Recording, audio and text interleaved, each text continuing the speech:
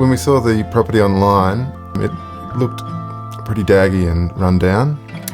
The area wasn't one that we didn't really know that well, so when we came off the highway and found this little town in amongst all these green rolling hills, we were actually quite surprised at how beautiful it was.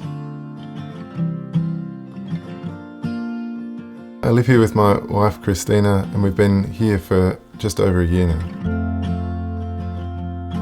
Chris and I both grew up in the country, and so it seemed a logical conclusion that we'd want to settle out of the city.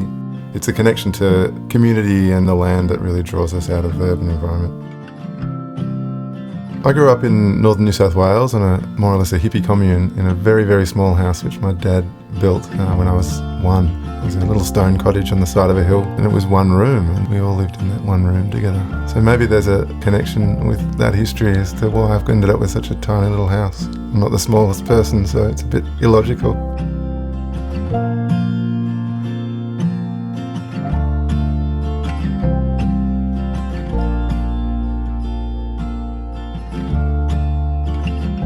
Krystina comes from a big Italian family who are farmers in Werribee South.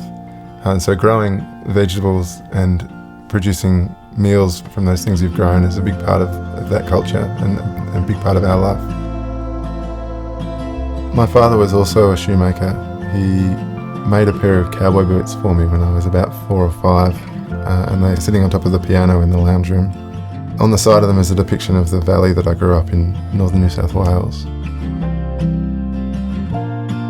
The loonig that's hanging above the couch in the lounge room was hand-drawn by Michael Loonig himself for Chris and my wedding last year. And Chris and I sitting at the dinner table with our feet on our dog Billy, drinking a glass of wine. Chris and I both work in the city. I work in Paran and she works in Carlton, so there's nothing better after a long week at work to cook a meal and sit out on the deck and look out to the view, which is full of almost nothing. It's just trees as far as you can see, so that's a good way to unwind from a busy working week.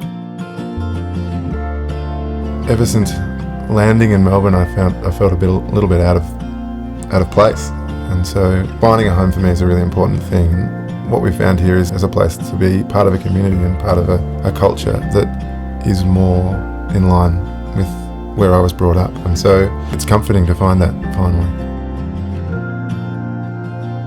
I'm Jess Wootten, I'm a shoemaker and I live in Gordon.